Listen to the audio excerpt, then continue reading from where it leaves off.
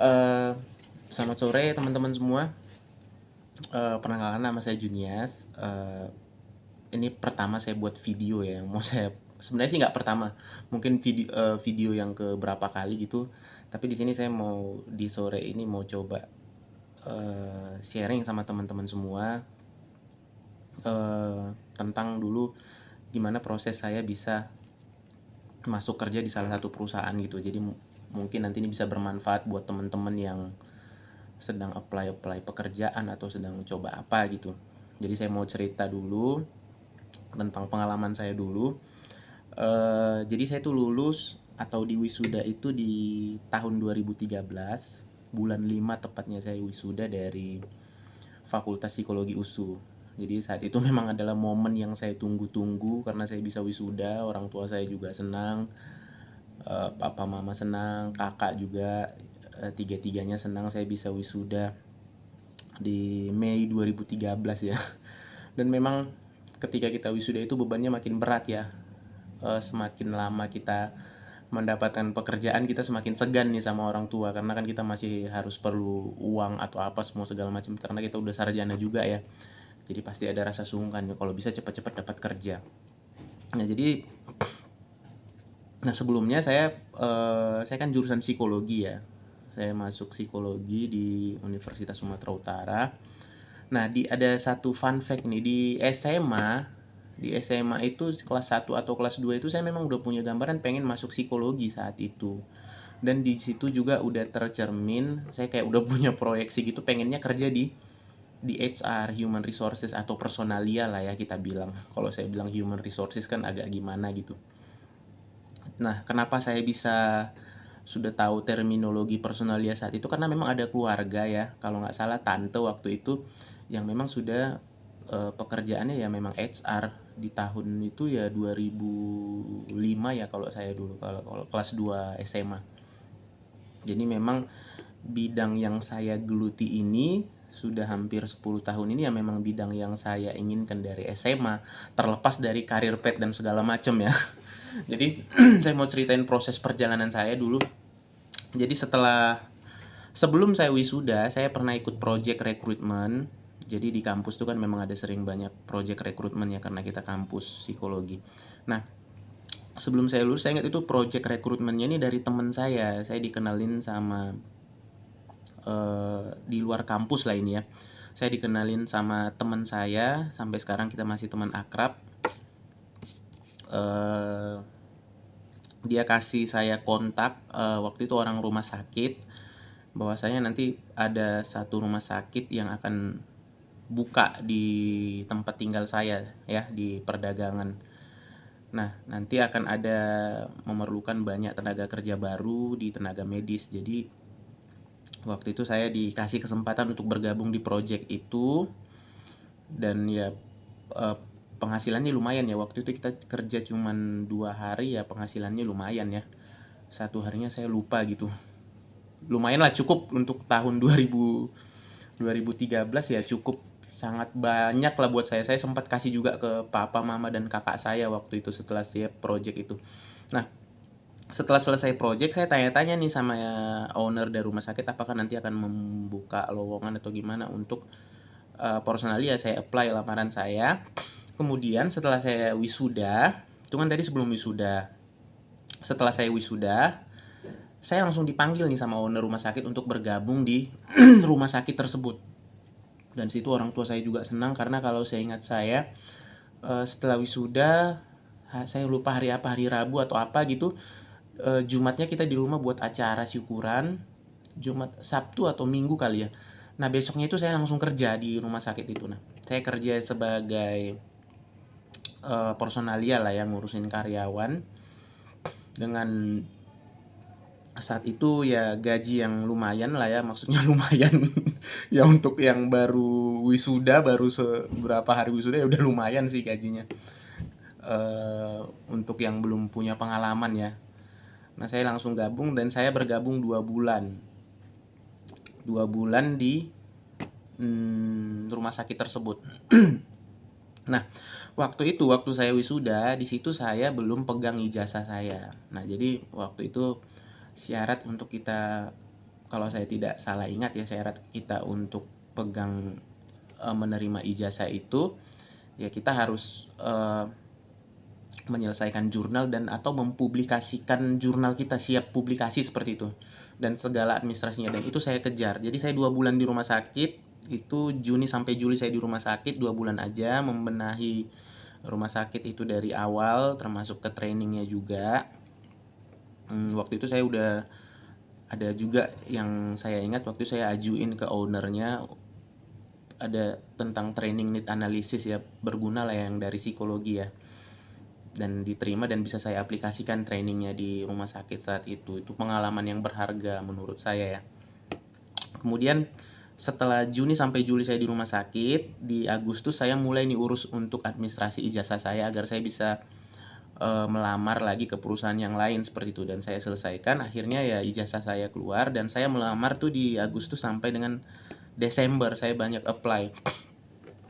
Saya apply ke perusahaan kelapa sawit, saya apply ke BUMN saat itu, saya juga coba CPNS, banyak lah, dan saya memang punya list semua perusahaan yang saya lamar saat itu. Ada yang telepon, ada yang panggil interview, ada yang panggil untuk tes, dan yang CPNS juga saya ikutin. Waktu itu saya ujiannya ke Lampung, Provinsi Bandar Lampung ya, di Unila ujiannya tahun 2013. Jadi saya udah menginjakkan kaki lah untuk coba PNS sampai ke Lampung. Kemudian ada satu perusahaan tempat saya yang bekerja sekarang ini di industri perbankan. Di Desember ya saya apply-nya lihat diinfokan oleh teman kosan saya, ada nih Jun, ada lowongan di salah satu bank yang untuk penempatan pematang siantar. Nah, saya langsung apply. Di Desember saya ikutin prosesnya, interview, psikotes, interview user, HRD, kemudian ada medical check up-nya, dan puji Tuhan akhirnya di awal Januari saya sign in kontrak di perusahaan tempat saya bekerja sekarang. Itu orang tua saya senang, kakak saya senang, papa saya juga, bapak senang ya. Kemudian yang mau saya bagikan di sini adalah untuk fresh graduate atau lulusan-lulusan baru itu, kita harus persiapin beberapa hal untuk menunjang kita agar kita bisa diterima oleh satu perusahaan. Jadi ada beberapa yang sudah saya rangkum ya. Yang pertama, kita tentukan minat dulu. Minat kita di mana? Apakah minat kita ini sesuai dengan jurusan kita atau linear? Misalnya kita jurusan pertanian, minat kita di mana? Apakah kita mau jadi staff di perkebunan atau di hutan tanam industri yang seperti itu ya, atau kita mau di mana, atau kita mau semuanya gitu. Jadi atau kita mau mencari perusahaan yang menerima S1 semua jurusan. Nah, itu kita harus spesifikkan dulu minat kita, jadi kita tahu arah ngelamarnya nih mau kemana, atau kita mau coba CPNS dulu, atau kita mau yang sistemnya itu ya tebar jala semua, mana yang dapat, atau kita pancingin satu-satu di kolam masing-masing gitu ya, seperti itu istilahnya. Kita harus tentuin minat kita, karena kalau kita sudah tahu minat kita jadi bisa lebih spesifik mau melamar pekerjaan kemana. Biasanya ya, saya sih nggak punya data statistiknya, biasanya si fresh graduate lulusan baru ini mereka kebanyakan tuh lamar-lamar langsung aja semua, yang mana panggil ya saya datang gitu.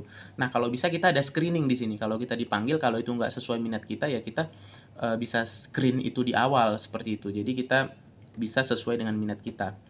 Nah, ada pertanyaan lagi nih muncul. Nah, kalau kita terlalu selektif kita nggak dapat kerja dong. Betul. Nah, makanya kita mau tentuin arahnya kemana. Semakin kita menspesifikkan minat kita, maka semakin besarlah effort kita untuk apply atau melamar pekerjaan seperti itu ya.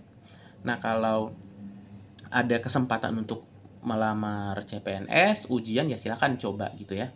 Jadi kalau kita semakin menspesifikkan minat kita, effort kita juga harus makin besar dalam apply lamaran pekerjaan. Kita harus punya list perusahaan yang kita lamar seperti itu. Kemudian setelah kita tahu minat kita, terlepas dari linear atau tidak linearnya dengan jurusan kita harus persiapin dulu hal-hal teknis yang paling penting di zaman sekarang, apalagi di zaman digital sekarang. Di zaman digital sekarang kita bisa melamar melalui metode offline ataupun online seperti itu. Kalau online kita bisa melamar melalui aplikasi-aplikasi penyedia lowongan pekerjaan seperti itu. Kita harus siapin alat perang kita ya. Alat perang kita itu yang penting ya soft copy ijazah kita, soft copy transkrip nilai, soft copy KTP dan lain-lain, CV, sertifikat seminar kita. Apalagi untuk ngelamar CPNS, karena sekarang kan ngelamar CPNS itu online semua. Nah, saya dulu pernah coba CPNS itu belum online, masih sistem surat menyurat ya. Saya udah rasain itu dan memang kita harus prepare semua surat-suratnya. Apalagi kalau mau melamar secara online harusnya lebih mudah karena kita hanya tinggal simpan soft copy. Jadi itu harus kita persiapkan dulu alat perang kita ya. Lalu kalau kita udah punya semua itu, kita bisa lamar, sebar semua lamaran kita, apakah sebar ke semua perusahaan atau kita punya minat terkhusus ya. Kemudian kita harus punya list perusahaan yang kita lamar seperti itu kalau kita ngedaftar online. Jadi ngelamar itu ada dua sih. Yang pertama kita ngelamar ke perusahaan yang sedang open recruitment atau melamar ke perusahaan yang sedang tidak open recruitment. Jadi jatuhnya kita add in yang ngelamar gitu. Kita lamarin aja. Terserah mau ada open recruitment atau enggak ya kita lamar aja ke perusahaan itu. Nah, itu juga harus kita catat.